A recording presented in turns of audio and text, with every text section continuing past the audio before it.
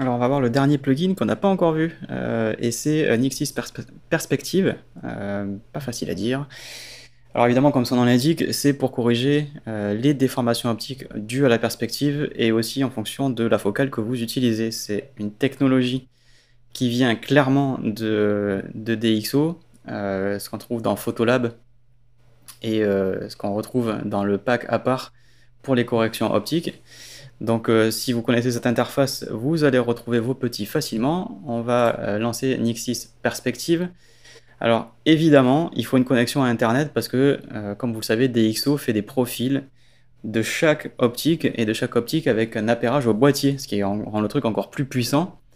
Donc là, par exemple, ici j'ai pris cette photo avec un Canon EOS R et le RF35. On va cliquer sur télécharger, voilà, il va me le confirmer. Et il me dit, bah voilà, j'ai trouvé dans les métadonnées un EOS R avec un 35 1.8, très bon objectif par ailleurs. En plus maintenant il est plus très cher en 2023, donc si vous hésitez pour un bon 35 mm, je pense que vous devriez plus hésiter. On va cliquer sur télécharger et déjà on va avoir la déformation qui est due à l'objectif. Donc ensuite on va avoir une déformation en fonction de la perspective, donc vous voyez que ça remet l'image droite. Évidemment vous perdez de la matière, on ne peut pas vraiment faire autrement que de perdre la matière. Si jamais vous voulez le faire à la main, vous pouvez le faire en traçant des lignes ici, donc en suivant celle du bâtiment évidemment. Donc vous vous orientez, vous voyez on a un petit zoom pour qu'on puisse s'y retrouver. On va cliquer sur appliquer, vous voyez qu'on arrive à une vache près, presque au même résultat. Voilà, ici il prend un peu moins de matière lui quand il le fait automatiquement. Et ensuite on peut définir l'intensité avec laquelle on le fait par rapport à l'origine. Pareil sur le haut et le bas, si on veut le faire à la main pour le tourner dans un sens ou dans l'autre. Ici, vu que l'automatique est bon, j'ai pas trop de raison d'aller le retoucher. Ensuite, le reshape va me permettre d'accéder à une déformation de marionnette, c'est-à-dire en gros, là on a l'image telle qu'elle a été tordue pour réapparaître droite puisqu'on est en mode auto, mais on peut ensuite sur certains points faire certains mouvements, ce qui permettrait par exemple de corriger des trucs qui seraient au premier plan qui seraient un peu tordus. Donc ça c'est quand même plutôt bien vu. Tout ça encore une fois c'est des trucs qui viennent de Photolab en plus, que l'on peut trouver dans d'autres logiciels. Donc si vous avez déjà utilisé du DxO, vous allez vous y retrouver. Évidemment l'horizon qui en l'occurrence ici est pas dingue.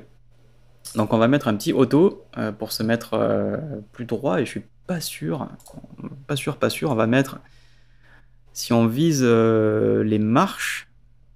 Alors des fois, évidemment, en fonction de ce que vous visez, en fonction de la distance et de la perspective, j'ai l'impression que les marches ici, elles sont elles-mêmes pas droites, c'est assez fou.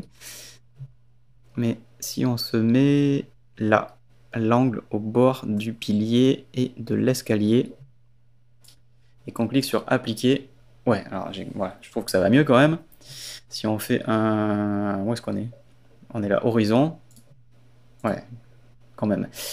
Et ensuite, évidemment, un recadrage. Donc, on va pouvoir mettre des ratios pour recadrer son image. Donc là, par exemple, clairement, j'ai pas envie d'avoir le bout de pilier sur la gauche qui traîne.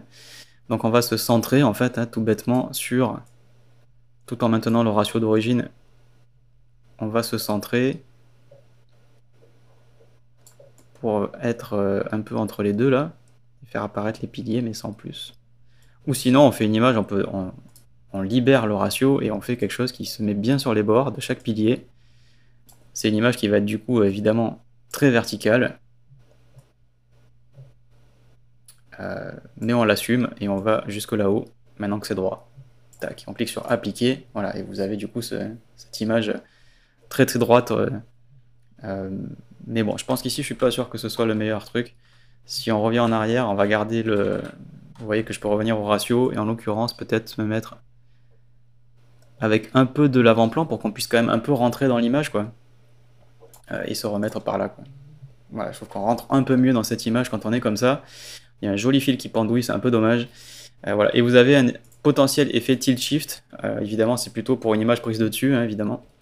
Donc ici, ça va pas marcher, mais vous pouvez faire aussi du tilt shift, c'est plutôt un plugin de correction plutôt qu'un plugin créatif, mais avec la marionnette, c'est-à-dire la déformation de volume.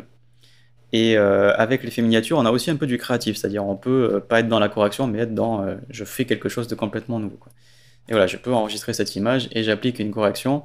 Encore une fois, il y a des trucs qui existent dans Photoshop et dans d'autres logiciels, comme voilà, dans Lightroom pour redresser, mais avec autant d'options, facile et qui tombe sous la main. Pareil, la déformation de la marionnette, ça existe hein, dans Photoshop. Si on débloque l'arrière-plan ici et qu'on va dans déformation de la marionnette, on a une déformation. Mais alors déjà, ce truc, il est archaïque, ça fait longtemps qu'il n'a pas été mis à jour.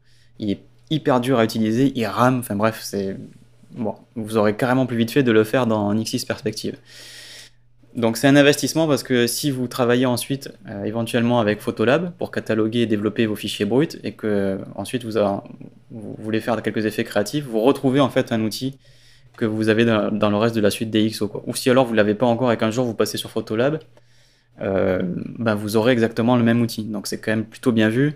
Évidemment, DxO a utilisé ces technologies pour les mettre en commun dans certains logiciels, ils vont pas réinventer la roue. Et surtout que s'il y a un truc où on peut pas attraper DxO, c'est donc évidemment, on a déjà vu la réduction du bruit quand elle est issue de Deep Prime dans DxO Photolab. Celle qui est dans Define, je la trouve un peu moins bien, mais par contre là sur l'optique, on retrouve exactement le système de profil avec des paires boîtier plus optique qui sont ultra optimisés.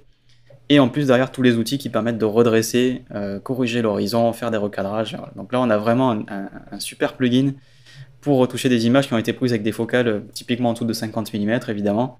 Donc les focales de 50 mm et plus, on va corriger leur coussin, leur distorsion.